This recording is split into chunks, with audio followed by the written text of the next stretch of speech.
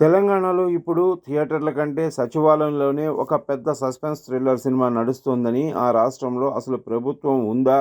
ఉంటే ఎవరి కంట్రోల్‌లో ఉంది? అనే అనుమానం ప్రతి ఒక్కరికి కలుగుతుందని మాజీ మంత్రి, బీఆర్ఎస్ ఎమ్మెల్యే హరీష్ రావు విమర్శించారు. ఒకవైపు టికెట్ ధరలు పెంచుతూ జీవో బయటకు వస్తుంటే, మరోవైపు ఆ శాఖకు బాధ్యత వహించాల్సిన సినిమాటోగ్రఫీ మంత్రేమో నాకు ఆ జీవోల విషయంలో నా ప్రమేయం లేదని, అసలు ఆ ఫైల్స్ తన వద్దకే రాలేదని నిస్సహాయంగా చేతులెత్తేస్తున్నారని హరీష్ రావు దుయ్యబట్టారు. శాఖ ఒకరిదైతే పెత్తనం మరొకరిదని, ఇక జీవో ఇచ్చేది ఇంకొకరని విమర్శించారు.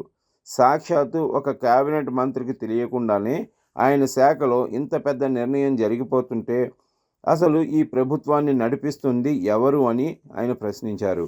సినిమా టికెట్ ధరల పెంపు జీవోల విషయంలో తనకు ఏ సంబంధం లేదని నిన్న సినిమాటోగ్రఫీ మంత్రి కోమటిరెడ్డి వెంకటరెడ్డి చేసిన వ్యాఖ్యలపై ఇవాళ హరీష్ రావు ఒక ప్రకటనలో స్పందించారు. రేవంత్ రెడ్డి గారు అసలు మీరు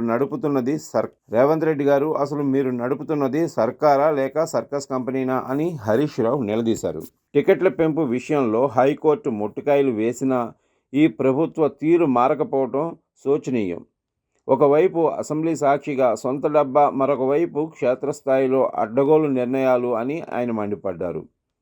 చెప్పేదొకటి చేసేది మరొకటి, పేపర్లలో కలరింగ్ ఇచ్చేది ఇంకొకటి అని ఆయన దుయ్యబట్టారు. ముఖ్యమంత్రి రేవంత్ రెడ్డి అసెంబ్లీ వేదికగా ఏమని ప్రగల్భాలు పలికారు? నేను ఈ సీట్లో ఉన్నంతకాలం సినిమా టికెట్ రేట్ల పెంపు ఉండదు, బెనిఫిట్ షోలు ఉండవు, ఎవరికీ స్పెషల్ ప్రివిలేజ్ ఇవ్వం అని మైక్ పట్టుకుని ఊదరగొట్టారు. మరి ఇప్పుడు రాత్రికి రాత్రే జీవోలు ఎట్లా వచ్చినాయి? ఇప్పటికే 3 సినిమాలకు అడ్డగోలుగా రేట్లు పెంచుతూ జీవోలు ఇచ్చారు.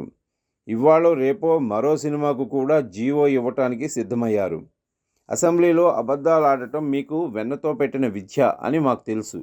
కానీ సినిమా రేట్ల విషయంలో కూడా ఇంత నిస్సిగ్గుగా సభను, ప్రజలను తప్పుదోవ పట్టిస్తారా అన్నారు. సినిమాటోగ్రఫీ మంత్రి కోమటిరెడ్డి వెంకటరెడ్డి పరిస్థితి చూస్తే జాలేస్తుందని, ఒక పక్క హోంశాఖ జీవో ఇస్తుంటే సినిమా మంత్రి ఏమో నాకు సంబంధం లేదు, నా దగ్గరికి ఎవరూ రాలేదు అంటున్నారని ఎద్దేవా చేశారు. ఐటీ మంత్రిని నేనే, సివిల్ ఏవియేషన్ మంత్రిని నేనే అని ఈ మధ్య చెప్పుకున్న కోమటిరెడ్డి వెంకటరెడ్డి ఇప్పుడు ఉన్న శాఖతో తనకు సంబంధం లేదని ఎందుకంటున్నారు? టికెట్ల రేటు పెంపు సీఎం నిర్ణయమేనని కోమటిరెడ్డి చెప్పగానే చెప్తున్నారు. అంటే తెలంగాణలో సినిమా శాఖకు మంత్రి ఉన్నట్టా లేనట్టా?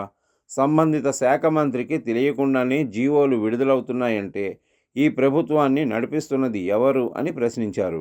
ఒక సినిమా రిలీజ్ సమయంలో దుర్ఘటన జరిగినప్పుడు నీతులు చెప్పారు. ఇప్పుడేమో యథేచ్ఛగా రేట్లు పెంచుతున్నారు. మంత్రికి తెలియకుండా పాలన సాగించడమేనా మీ ప్రజాపాలన అంటే అని నిలదీశారు. అసలు సినిమా రంగాన్ని ఒక పరిశ్రమగా చూస్తున్నారా, లేక మీ రాజకీయ కక్షలు తీర్చుకునే అడ్డాగా మార్చుకున్నారా అని మండిపడ్డారు. ఒక సినిమాకేమో అర్ధరాత్రి దాకా పర్మిషన్ ఇవ్వకుండా, ఇంకో సినిమాకేమో 2 రోజుల ముందే రాచమర్యాదలతో పర్మిషన్ ఇస్తారా అని ఆగ్రహం వ్యక్తం చేశారు. తెర వెనుక ఏ రాజ్యాంగేతర శక్తి ఉందన్నారు. వచ్చేది కేసీఆర్ ప్రభుత్వమే అన్నందుకు ఒక హీరో సినిమాపై కక్ష కడుతున్నారు. మీ పేరు మర్చిపోయినందుకు ఇంకో హీరోని జైలుకి పంపిస్తారు. ఇప్పుడు మీకు నచ్చినోళ్ళు అయితే 600 టికెట్ రేటుకి పర్మిషన్ ఇస్తారా? వారానికి వారం రోజులు రేట్లు పెంచుకోవచ్చని రెడ్ కార్పెట్ వేస్తారా? రేవంత్ రెడ్డి పాలకుడు అనేవాడు పాలసీతో ఉండాలి తప్ప పగతో ఉండకూడదు అని అన్నారు. గత 10 ఏళ్ళు కేసీఆర్ ముఖ్యమంత్రిగా ఉన్నప్పుడు సినిమా ఇండస్ట్రీని కంటికి రెప్పలా కాపాడుకున్నామని ఎక్కడా వివక్ష చూపలేదన్నారు. అందుకే ఇవాళ తెలుగు సినిమా ఆస్కార్ స్థాయికి ఎదిగిందని, ప్రపంచం గర్వించేలాగా మన సినిమాలు తయారవుతున్నాయన్నారు. 50-60 ఏళ్లుగా ఎంతోమంది కష్టపడి నిర్మించుకున్న ఈ పరిశ్రమ వాతావరణాన్ని మీ అహంకారంతో, మీ పిచ్చి చేష్టలతో, మీ పగా ప్రతీకారాలతో, మీ చిల్లర రాజకీయాలతో నాశనం చేస్తున్నారని విమర్శించారు. ప్రభుత్వం అంటే అందరినీ సమానంగా చూడాలి, ఒకరికి చుట్టం మరొకరికి శత్రుత్వం ఉండకూడదన్నారు. సినిమా వాళ్లను కూడా మీ రాజకీయాలకు వాడుకోవడం సిగ్గుచేటు.